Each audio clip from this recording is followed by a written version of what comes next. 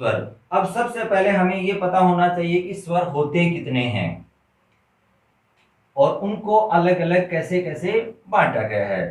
तो हम बात करेंगे कि स्वर होते हैं, स्वर 11 होते हैं।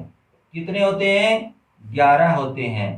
अब उसके अंदर ए, आ, ई, उ, री, ए, आई, ओ, औ, यहां तक क्या होते हैं?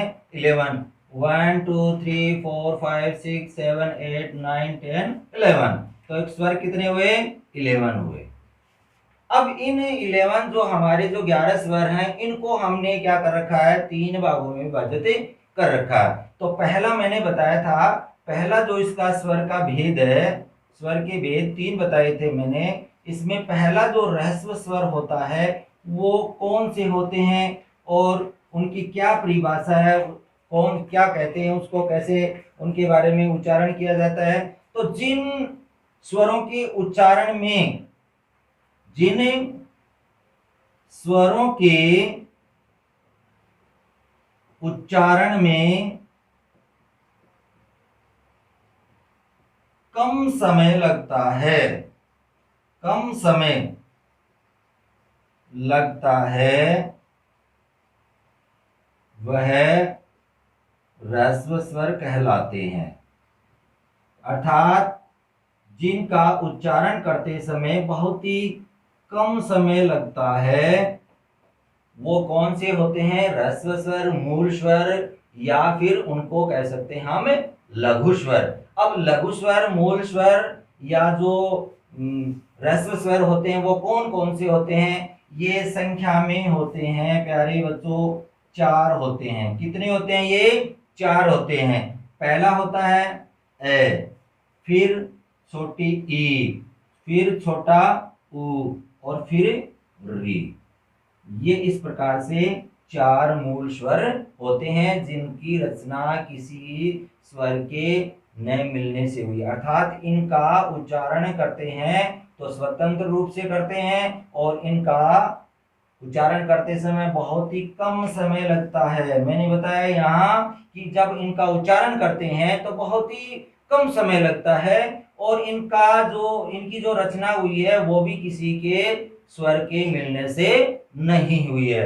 अर्थात ये एक अपने आप में एक मूल स्वर होते हैं। अब दूसरा भेद हम बात इसके बारे में, दूसरे भेद की बात करेंगे हम।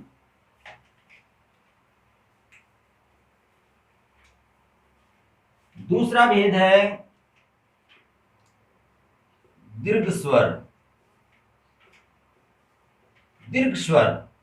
अब दीर्घ स्वर कौन से होते हैं? कि जिन स्वरों का उच्चारण करते समय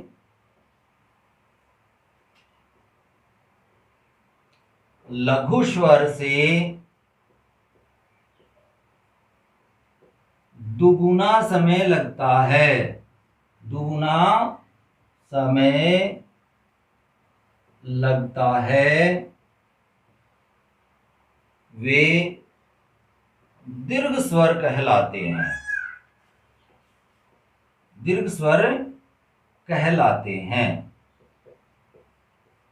अब देखिए, फिर से सुनिए इस बात को कि जिन स्वरों का उच्चारण करते समय लघु स्वर से, यानी कि जो मूल स्वर है, ह्रस्व स्वर है, उनसे कितना समय लगता है? इनका उच्चारण करते समय डबल अर्थात दुगुना समय लगता है, वे दीर्घ स्वर कहलाते हैं। अब ये संख्या में कितने होते हैं? ये होते हैं संख्या में 7 होते हैं।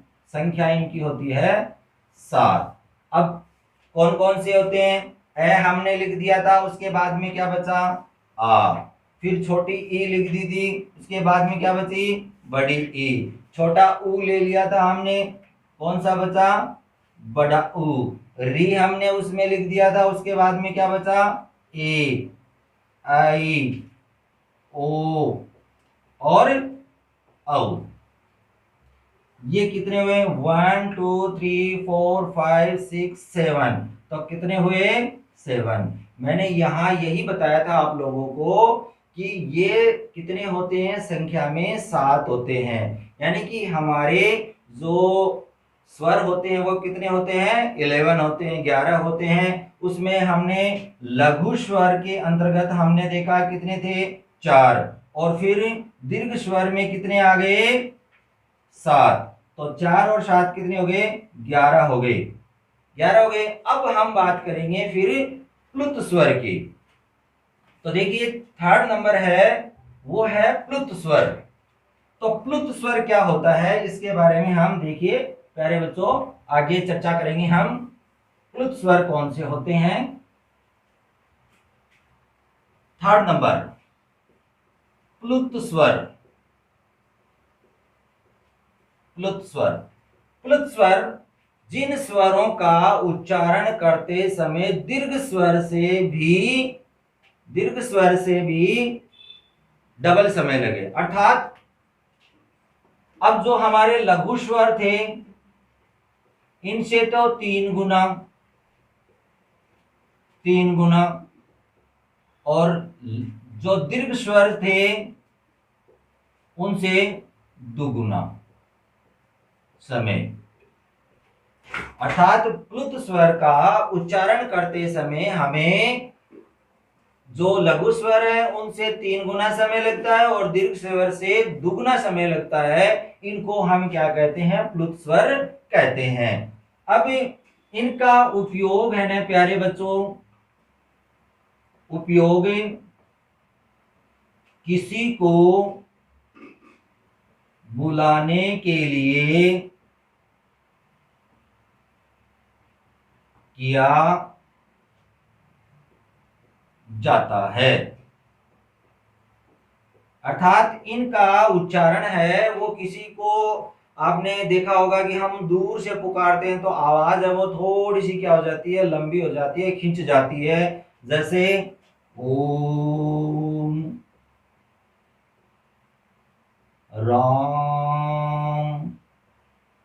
अर्थात इनका उच्चारण है वो थोड़ा सा हमें दूर से किसी को पुकारने के लिए किया जाता है। और आज इनका उपयोग है प्यारे बच्चों न के बराबर है, क्योंकि आज हम देखते हैं चारों तरफ कि ये जो आप इसके अंदर जो बीच में 3 जो हमारा हिंदी का अंक होता है वो आज एक न के बराबर है। केवल संस्कृत भाषा के जो मंत्र उच्चारण होते हैं उनके अंदर ही आपको मिलेगा, हिंदी के अंदर इनका नाम मात्र का प्रयोग रह गया है। तो इसलिए वर्तमान में इसका न के बराबर प्रयोग है। अब हम बात करेंगे स्वरों की मात्राएं, कि स्वरों की मात्राएं कितनी होती हैं। अब स्वर कितने होते हैं, 11। मात्राएं कितनी होती हैं, 10। स्वर कितने होते हैं, 11 और मात्राएं कितनी होती हैं, 10 होती हैं। देखिए कैसे, ए आ ई उ री ए ऐ ओ औ, ये हो गए अपने 11। अब आपने देखा होगा कि ए की कोई मात्रा नहीं होती है, इसकी कोई मात्रा नहीं होती है। आ की ये मात्रा होती है, छोटी ई की ये, बड़ी ई, छोटा उ, बड़ा उ, री, ए, आई, ओ और औ, ये हो गई हमारी मात्राएं।